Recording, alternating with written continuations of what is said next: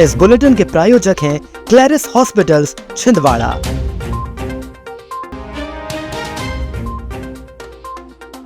जान जोखिम में डालकर यात्री पार कर रहे प्लेटफॉर्म। सीएम हेल्पलाइन शिकायतों का समय पर निराकरण करे अधिकारी। बच्चा चोर गिरोह की अफवाह फैलाने वाला युवक गिरफ्तार। अज्ञात नंबरों से मिल रही धमकियों की शिकायत, संगठन ने जिला प्रशासन से की कार्रवाई की मांग। और मकान दिलाने के नाम पर लाखों की ठगी का आरोप, पीड़ितों ने कलेक्टर से लगाई न्याय की गुहार।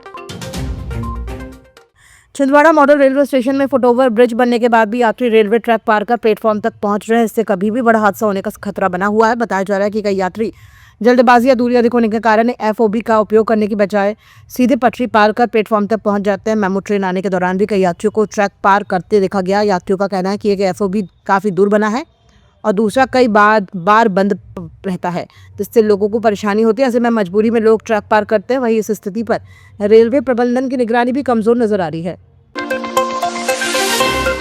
कलेक्टर हरीश नारायण ने सोमवार को कलेक्टर कार्यालय में समय सीमा प्रकरणों की समीक्षा बैठक ली। बैठक में सीएम हेल्पलाइन, लोक सेवा गारंटी और विभिन्न विभागों के लंबित मामलों की समीक्षा की गई।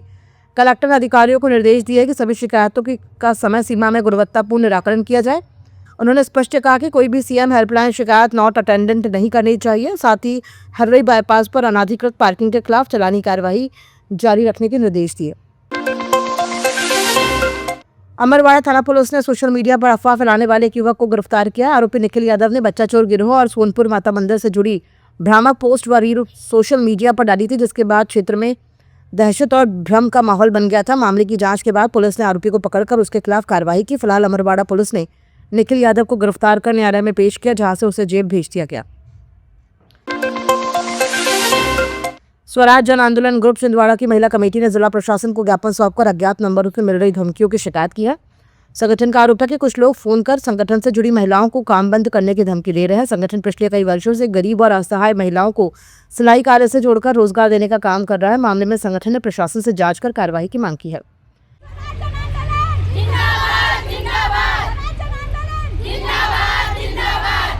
स्वराज जन आंदोलन है, हम लोग ये चलाते हैं, सब मिलके एक संगठन है ये हमारा।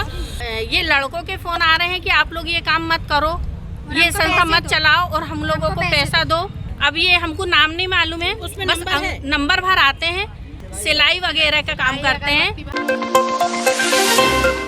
छिंदवाड़ा में मकान दिलाने के नाम पर कई लोगों से लाखों रुपए की ठगी का मामला सामने आया है। पीड़ितों ने कलेक्टर कार्यालय पहुंचकर ज्ञापन सौंपते हुए आरोप लगाया कि उनसे मकान दिलाने के नाम पर अलग अलग रकम ली गई, लेकिन अब तक मकान नहीं दिया गया। पीड़ितों का कहना है कि रकम देने के बाद विकास टालमटोल कर रहा है, जिससे उन्हें आर्थिक नुकसान के साथ रहने की समस्या भी झेलनी पड़ रही है। मामले को लेकर पीड़ितों ने प्रशासन से जांच कर दोषी के खिलाफ सख्त कार्रवाई की मांग की है।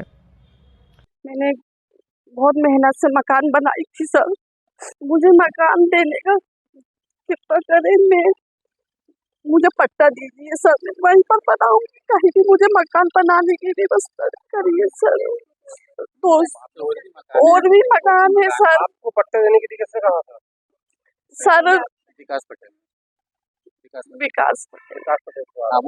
खैरी भोपाल की ये घटना है। हमारा मकान तोड़ दिया गया और सर वहाँ पे 150-200 घर की बस्ती है, लेकिन हम 8-10 लोगों के मकान तोड़े गए हैं। तो हम चाह रहे हैं कि हमारा पट्टा बनवाएं वहाँ पे, या हमारे लिए कुछ करा जाए। हमारी बहुत बड़ी नुकसानी हुई है सर। पूर्व मुख्यमंत्री कमलनाथ ने किसानों की समस्याओं को लेकर मुख्यमंत्री डॉक्टर मोहन यादव को पत्र लिखा है। पत्र में गेहूं उपार्जन के लिए पंजीयन की अंतिम तिथि बढ़ाने और पोर्टल की तकनीकी खामियां दूर करने का आग्रह किया गया है। पूर्व मुख्यमंत्री कमलनाथ ने कहा कि सर्वर और तकनीकी समस्याओं के कारण कई जिलों के किसान पंजीयन नहीं करा पा रहे हैं। छिंदवाड़ा और पांडुना जिले के किसान भी समस्या से प्रभावित बताया गया। उन्होंने चेतावनी दी है कि समय पर समाधान नहीं हुआ तो हजारों किसान समर्थन मूल्य पर फसल बेचने से वंचित रह सकते हैं। छिंदवाड़ा के कुंडीपुरा थाना क्षेत्र में फल विक्रेता से लूट करने वाले आरोपी को पुलिस ने गिरफ्तार कर लिया है। पीड़ित दिलीप अहिरवार ने शिकायत दर्ज कराई थी कि 22 फरवरी की रात रघुवंशम लॉन के पास 2 युवकों ने स्कूटी से रास्ता रोककर चाकू की नोक पर उससे पैसे लूट लिए। मामले की गंभीरता को देखते हुए पुलिस ने सीसीटीवी फुटेज और मुखबिर तंत्र की मदद से जांच शुरू की। जांच के बाद पुलिस ने आरोपी इरफान उर्फ इम्मू उर्फ इन्नू सैयद अली को हिरासत में लेकर पूछताछ की, जिसमें उसने अपराध स्वीकार कर लिया। पुलिस ने आरोपी के पास से लूटी गई रकम, घटना में प्रयुक्त स्कूटी और धारदार चाकू बरामद किया। आरोपी को गिरफ्तार कर न्यायालय में पेश किया गया, जहां से उसे जेल भेज दिया गया। वहीं मामले में शामिल दूसरा आरोपी अभी फरार है, जिसकी पुलिस तलाश कर रही है।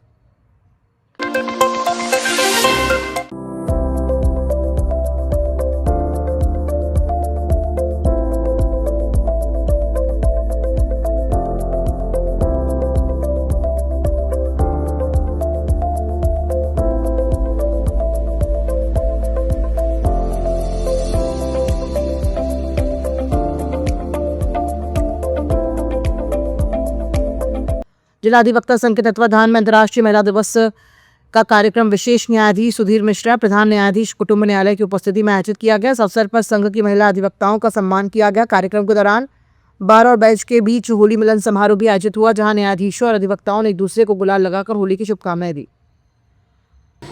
कई महिलाओं को या अधिवक्ताओं को ये नहीं मालूम रहता कि आज किस स्टेज पे है फाइल, किस स्टेज पे उसमें क्या कार्रवाई होनी है। उससे क्या होता है कि जब आप न्यायालय में उपस्थित हो, आपको खुद को थोड़ा सा गिल्टी फील होती है जब न्यायालय पूछता है कि किस प्रकरण में आए हो, आप किस पक्षकार की तरफ से आए और क्या होना है। आज अपन सब परिवार के लोग बैठे, न्यायाधीशगण भी अपने परिवार के, इन्होंने बहुत अच्छी बात बताई। अब अपने को इस पर विचार करना है कि अपने परिवार के बीच में ये बातें जो हुई हैं, इस पर अपने को आगे कैसे विचार किया जाए। मैं शुरुआत करता हूँ 94 से। मैंने 94 में सनद ली है 15/22/94, 30/8/94, मुझे तारीख याद है आज भी। करीब 20-22 साल सरेंडर हो गई सनद, लेकिन याद है। उस टाइम सीहोर बार में जब मैं आया तो 2 महिलाएं थी। 2 महिलाओं में एक तो नोटरी थी, काफ़ी सीनियर थी, एक किसी की सहायक थी। आज जिला अधिवक्ता संघ के द्वारा जिला अधिवक्ता संघ कक्ष में अंतर्राष्ट्रीय महिला दिवस के उपलक्ष्य में महिला सम्मान कार्यक्रम रखा गया था, जिसमें हमारे विशेष न्यायाधीश महोदय आज के कार्यक्रम के मुख्य अतिथि थे। समस्त न्यायाधीशगणों की यहाँ उपस्थिति में इस कार्यक्रम को मनाया गया। भारी मात्रा में, भारी संख्या में यहाँ पर महिला अधिवक्तागणों ने भाग लिया। छिंदवाड़ा जिले के ग्राम कप्पड़वाड़ी निवासी 25 वर्षीय सूरज नागवंशी की नागपुर में इलाज के दौरान मौत हो गई। परिजनों का आरोप है कि कर्ज के ब्याज और लगातार मिल रही धमकियों से परेशान होकर युवक ने जहर खा लिया था। परिजनों का कहना है कि साकिन मंसूरी द्वारा ब्याज के लिए दबाव बनाया जा रहा था। वहीं कुछ फाइनेंस कंपनियों के नाम से भी फोन कर मानसिक दबाव बनाया जा रहा था। मृतक के मोबाइल से कॉल रिकॉर्डिंग और चैट मिलने की भी बात सामने आई है। परिजनों ने मामले की निष्पक्ष जाँच कर दोषियों के खिलाफ कड़ी कार्रवाई की मांग की है। 15 मिनट में वर्दी उतरा था, नाम बोल के अपने दोस्त का। अच्छा, क्या तो क्या पुलिस 15 मिनट में वर्दी उतरवा रहा था, 15 मिनट में इसकी वजह नाम भूल गया इसका। सुनो ना, जब तक तुम लोग और थोड़ा सा पियो खाओ, अभी नशा मत करो। वर्दी उतरवाना क्या पियो खाओ, वर्दी क्यों नहीं उतरी अभी तक, ये पूछ रहा हूँ मैं। और जब बहुत ही ज़्यादा कंडीशन खराब हो गई, क्रिटिकल हो गई, तब उसने बताया कि मैंने पॉइजन खाया हूँ। और पॉइजन खाने की वजह जब सामने आई तो उसने बताया कि साकिन मंसूरी करके कोई गांव में एक लड़का है जिसने जो 20% ब्याज की दर से उससे हर महीने पैसे वसूल रहा था और ब्याज नहीं देने की वजह से उसको मानसिक रूप से प्रताड़ित कर रहा था। माँ बहन की गंदी गंदी गालियाँ दे रहा था और जान से मार दूंगा, जान से ख़त्म कर दूंगा, ऐसी वो उसने हमको ये बात बताया। और दूसरी बात, उसको बजाज फाइनेंस से भी उसका कुछ लोन था 3 लाख 3.5 लाख रुपए के आसपास, जो कि बिना किसी पेरेंट्स को बताए बजाज फाइनेंस ने उसको प्रदान कर दिया। उसकी मैरिज नहीं हुई थी। बजाज फाइनेंस का कर्तव्य था कि पहले उसके परिवार वालों से पूछताछ करते और उसको गारंटर बनाते, तब जाके बजाज फाइनेंस पैसे देना था। पर बजाज फाइनेंस वालों ने बिना किसी परिवार की परमिशन के उसको जो पैसा दिया, और जब पैसा दिया तो दिया। यहाँ पे जब लोन रिकवरी की बात आई तो लोन रिकवरी के लिए उसको बहुत फ़ोन आ रहे थे, हम आपको रिकॉर्डिंग देंगे। और वो बोलते हैं कि हम जबलपुर की क्राइम ब्रांच टीम से बोल रहे हैं, तेरी बहुत गंदी गंदी माँ बहन की गंदी मैं मीडिया में बोल नहीं पा रहा हूँ इस प्रकार की बातें, माँ बहन की गंदी गालियाँ। उनकी माँ से जब बात कराई गई तो उनकी माँ को भी गंदी गालियाँ। हिंदू पंजाबी समाज महिला संगठन द्वारा विश्व महिला दिवस और रंगपंचमी के अवसर पर सिटी रेस्टोरेंट नरसिंहपुर नाका में विशेष कार्यक्रम आयोजित किया गया। कार्यक्रम में महिलाओं ने बढ़ चढ़कर भाग लेते हुए अपने विचार साझा किए और एक दूसरे को रंग लगाकर उत्सव मनाया। इस दौरान महिला सशक्तिकरण और लैंगिक समानता पर भी चर्चा की गई।